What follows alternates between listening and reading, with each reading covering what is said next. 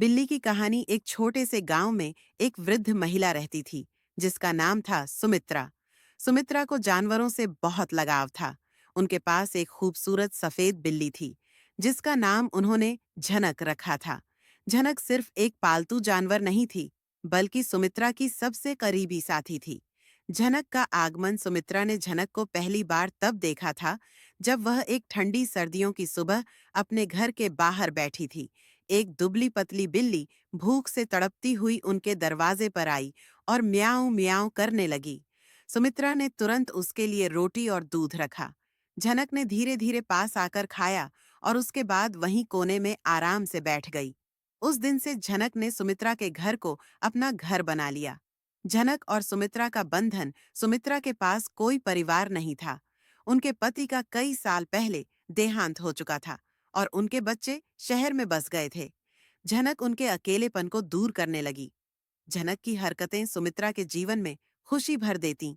वह कभी गेंद के साथ खेलती, कभी रसोई में जाकर बर्तन गिरा देती। हर सुबह झनक सुमित्रा को उठाने के लिए उनके पलंग पर कूदती और उनके चेहरे को अपनी नर्म पंजों से सहलाती।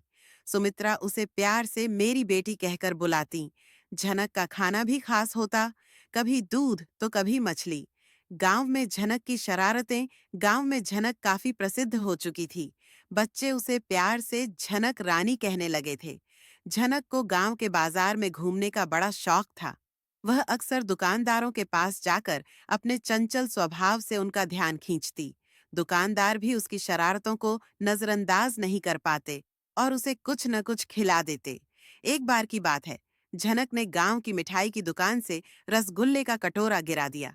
दुकानदार ने पहले तो डांटा, लेकिन जब उसने झनक को मासूम आंखों से देखते हुए म्याऊं करते सुना तो उसे हंसी आ गई। झनक अपनी चालाकी से सबका दिल जीत लेती।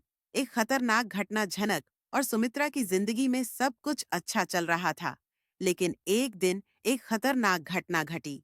गांव में एक जंगली भेड़िया आ गया था। भेड़िया रात के समय गांव के जानवरों को निशाना बना रहा था। सुमित्रा इस खबर से चिंतित थी और झनक को घर से बाहर न जाने देने का पूरा ध्यान रखती थी। लेकिन झनक अपनी आदत से मजबूर थी। एक रात वह चुपके से खिड़की से बाहर निकल गई। सुमित्रा को जब सुबह पता चला कि झनक घर में नहीं है, तो उनका दिल घबरा गया। वह गांव के हर कोने में झनक को ढूंढने लगी। झनक की बहादुरी। उसी रात झनक गांव के गोदाम के पास थी, जहां उसने भेड़िए को देखा। भेड़िया वहां एक बकरी पर हमला करने की कोशिश कर रहा था। झनक ने अपनी तेज आवाज में म्याऊं म्याऊं करके गांव वालों को सचेत कर दिया।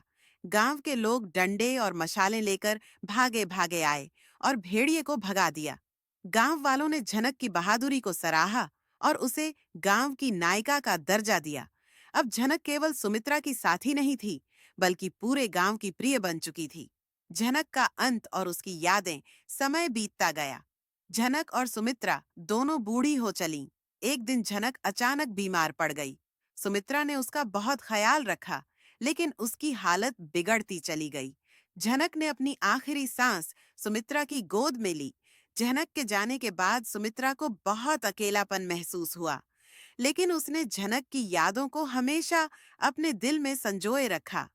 गांव के लोग आज भी झनक की कहानियां सुनाते हैं और उसे याद करते